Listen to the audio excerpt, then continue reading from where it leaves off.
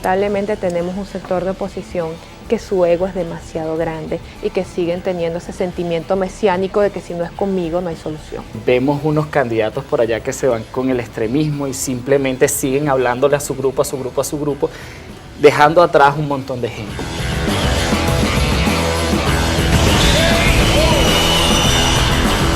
Si yo hoy vengo aquí y me siento y ataco a alguno de los precandidatos o a alguna de estas organizaciones políticas, ¿será que yo no necesito de ellos? ¿Cómo yo pretendo gobernar a Venezuela si no somos capaces de unirnos nosotros mismos? Nosotros tenemos que dar un ejemplo de unidad. Y que quizás puede ser lo distinto que me identifique con los demás, que todos los que están en la carrera presidencial han sido candidatos anteriormente o precandidatos presidenciales. Y no a esos politiqueros del G4, de la plataforma unitaria, que lo que pretenden es monopolizar la franquicia de la oposición como si fuesen ellos los ungidos y los únicos predestinados a dirigir la oposición en Venezuela.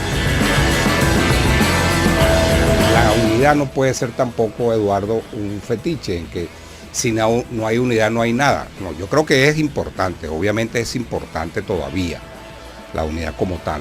Pero bueno, lo que pasa es que nadie se puede apropiar de la oposición o de la alternativa democrática en Venezuela. Yo creo que ese es un camino que tenemos que señalarlo. Hemos visto una crisis institucional dentro de la propia oposición venezolana, por así mencionarlo. Tienes a una oposición que está erosionada y que tiene un montón de personas que han manifestado su interés de ser candidatos presidenciales, entonces allí, por eso vemos que las encuestas revelan que es en efecto una pelea de enanos. Todos tienen índices muy pequeños de intención de voto. Leopoldo López es el ejemplo mismo del fracaso.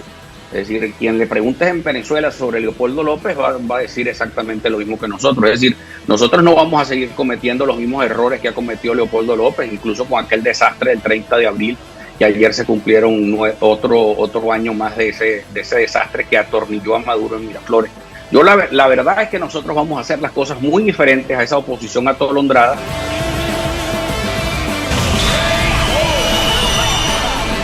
Que la unión de la oposición venezolana en este momento, o dicho en negativo, la desunión en este momento es una inmoralidad. Es una inmoralidad, no solo es un error político, es una inmoralidad.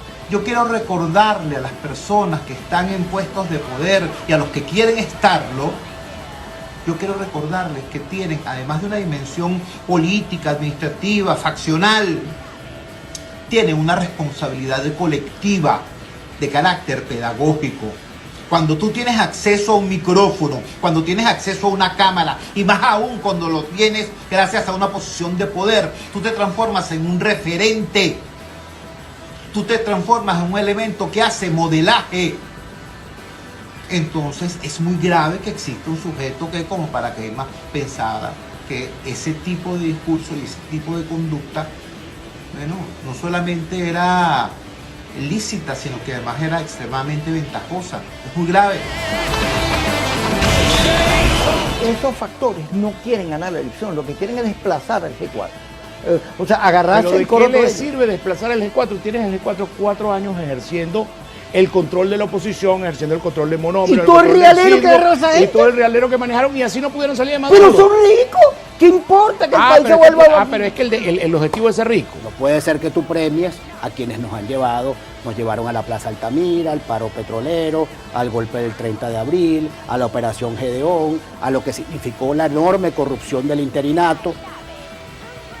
Esos caminos que transitamos con esa oposición, ya lo que han dejado es una huella de dolor, una huella de hastío, una huella de desesperanza en la gente.